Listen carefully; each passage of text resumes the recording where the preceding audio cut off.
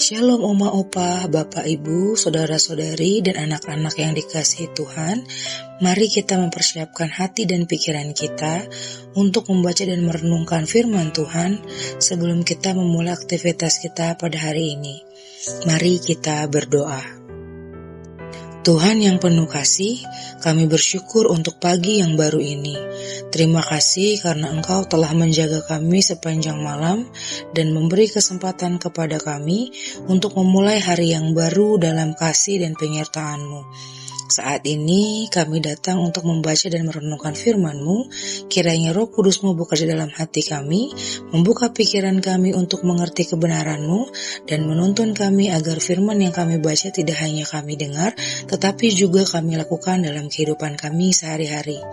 Jadikanlah renungan ini menjadi sumber kekuatan, penghiburan dan pengharapan bagi kami, agar kami dapat menjalani hari ini dengan iman, sukacita dan damai sejahtera. Di dalam nama Tuhan Yesus Kristus kami berdoa dan mengucap syukur. Haleluya. Amin.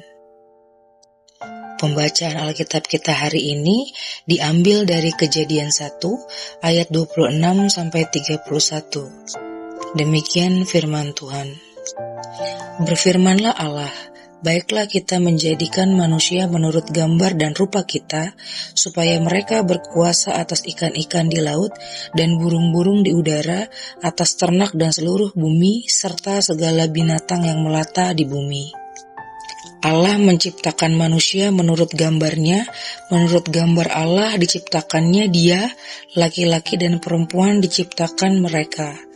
Allah memberkati mereka dan berfirman kepada mereka, beranak cuculah dan bertambah banyaklah, penuhilah dan taklukkanlah bumi, berkuasalah atas ikan-ikan di laut, burung-burung di udara, dan atas segala binatang melata di bumi. Berfirmanlah Allah, lihatlah aku memberikan kepadamu segala tumbuhan yang menghasilkan biji di seluruh muka bumi, dan segala pohon yang buahnya berbiji, semua itu menjadi makananmu. Namun kepada segala binatang liar, segala burung di udara, dan segala binatang yang melata di bumi, segala binatang yang bernyawa itu, kuberikan segala tumbuh-tumbuhan hijau menjadi makanannya. Maka jadilah demikian. Allah melihat segala yang dijadikannya itu sungguh sangat baik. Lalu jadilah petang dan jadilah pagi. Itulah hari ke-6. Demikianlah pembacaan Alkitab kita. Terpujilah Tuhan. Tema renungan kita hari ini adalah cinta flora dan fauna. Hari Cinta Puspa dan Satwa Nasional diperingati setiap tanggal 5 November. Tujuannya untuk meningkatkan kesadaran dan kepedulian masyarakat terhadap pelestarian flora dan fauna Indonesia untuk generasi mendatang, sekaligus mendorong upaya perlindungan terhadap spesies yang terancam punah. Kesadaran kita sebagai pengikut Kristus untuk memelihara flora dan fauna dilandasi oleh perintah Allah sebagai pencipta langit dan bumi, seperti yang diberitakan dalam pembacaan Alkitab pada hari ini. Manusia sebagai ciptaan Allah menurut gambar dan rupanya diberikan mandat dan tanggung jawab untuk mengelola, bukan merusak bumi beserta isinya.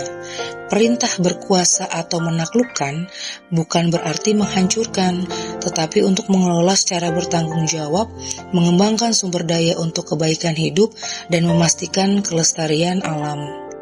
Semua itu dilandasi rasa cinta atas segenap alam ciptaan Tuhan, sebagaimana Tuhan pun begitu mengasihi dunia ini hingga rela memulihkan segala kerusakannya akibat dosa manusia dengan mengorbankan Yesus Kristus.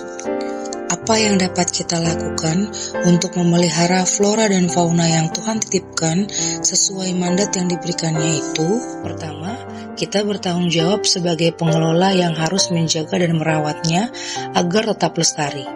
Mulailah berlaku bijak dengan tidak membuang sampah sembarangan, memelihara lingkungan dengan baik, berlaku sepantasnya terhadap hewan yang Tuhan cintai, dan sebagainya. Kedua, kita diberi kuasa untuk menggunakan dan bukan menghancurkannya. Ini berarti kita boleh memanfaatkan sumber daya alam untuk kebutuhan dan kualitas hidup manusia, bukan untuk keserakahan atau kepentingan egois yang merusak. Ketiga, Miliki pola berpikir bahwa tujuan kita terhadap alam adalah untuk melestarikannya, agar alam dapat terus berkembang dan memberikan manfaat seperti yang diperintahkan Tuhan saat memberikan segala tanaman yang berbuah untuk dimakan manusia dan untuk diolah. Keempat, tujuan semua itu adalah demi kebaikan dan kepuasan Allah yang melihat bahwa semua ciptaannya sungguh amat baik. Kehadiran kita seharusnya menjadikan segala sesuatu lebih baik agar kemuliaan Allah tetap terlihat dalam ciptaannya. Demikian pembacaan kita. Mari kita berdoa. Bapa di dalam surga, kami bersyukur atas firman dan renungan yang telah kami baca pada pagi ini. Terima kasih karena Engkau kembali mengikatkan kami bahwa seluruh ciptaan-Mu, tumbuhan, hewan, dan alam semesta adalah karya tangan-Mu yang indah dan berharga. Ampunilah kami ya Tuhan, bila seringkali kami lalai menjaga alam ini dan tidak menghargai kehidupan yang Engkau percayakan di bumi. Kiranya dari firman-Mu, kami belajar untuk mengasihi, merawat, dan memelihara setiap ciptaan sebagaimana Engkau mengasihi semuanya. Berkati kami, biarlah hati kami dipenuhi dengan rasa syukur dan tanggung jawab untuk menjadi penata layanan yang bijak atas bumi-Mu ini.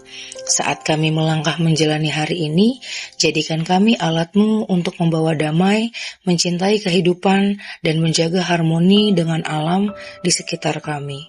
Dalam nama Tuhan Yesus Kristus kami berdoa dan mengucap syukur. Haleluya. Amin.